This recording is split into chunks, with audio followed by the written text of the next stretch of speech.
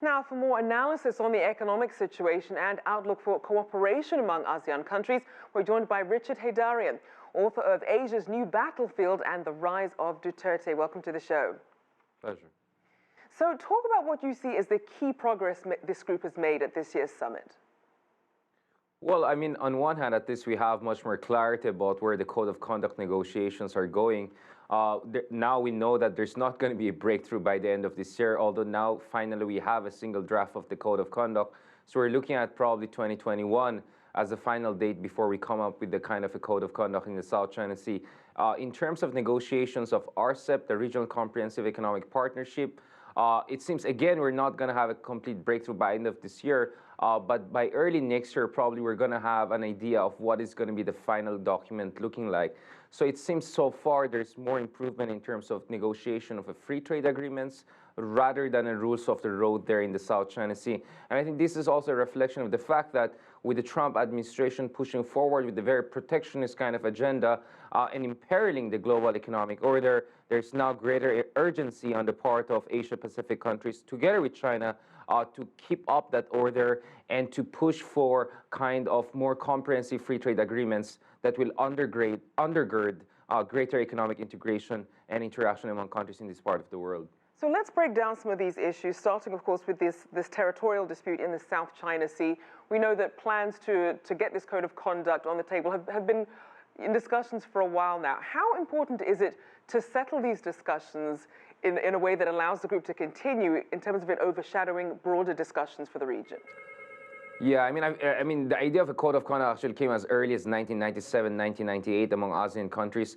By 2002, there was already a declaration on counterparts in the South China Sea between China and ASEAN. So there was a hope that within the coming years, there will be a legally binding code of conduct. Here we are, it's almost 2019, and it seems we still need another 3 years to move forward. So that's why there is some skepticism on the part of certain countries, including the United States, that perhaps the Code of Conduct negotiations are not really going anywhere, or that China is not willing to be bound by any kind of multilateral agreement. The fact of the matter is that negotiations have to move forward, engagement has to move forward, but there has to be also concrete developments on the ground.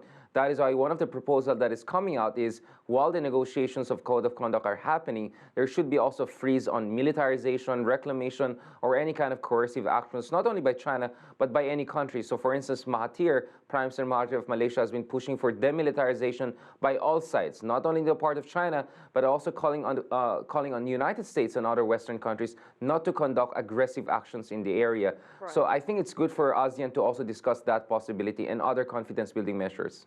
Now, we know that multilateral cooperation is now more urgent than ever. And we heard Singapore's Prime Minister Lee Hsien Loong say that about this need for unity, especially as globalization is coming under attack by countries, including the US. How is ASEAN making itself more resilient? Well, the ASEAN is increasing trade among themselves. ASEAN's economic integration with China is robust and is expected to grow further. And in fact, because there's a concern of growing Chinese influence in Southeast Asia, other countries like Japan and India and Australia are also stepping up their engagement with ASEAN.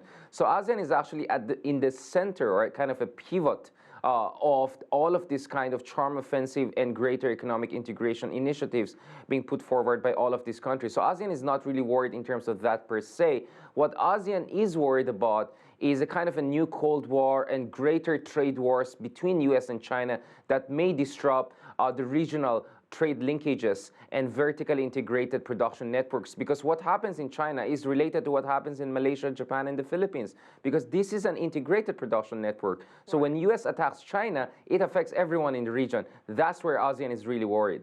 So then where does the fallout from the trade war leave bilateral ASEAN trade deals as well as the RCEP trade deal?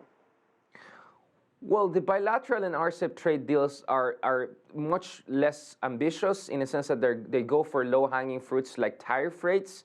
Among ASEAN countries, tariff rates are between 0 to 5%, and we want to make sure that different bilateral free trades between ASEAN and China, ASEAN Australia, ASEAN India, so on and so forth, will be integrated under one big umbrella. But there's also the new version of the Trans-Pacific Partnership Agreement, although now it has 11 members because the US pulled out of that. You have several ASEAN countries there, Brunei, Malaysia, and Singapore, who are involved in the TPP, and the Philippines and Indonesia may also join that.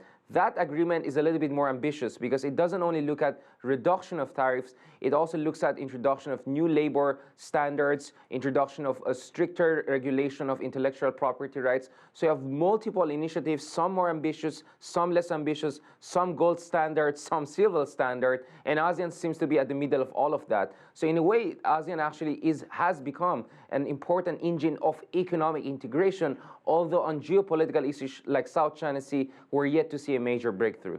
All right, thank you so much, author and columnist Richard Heydarian.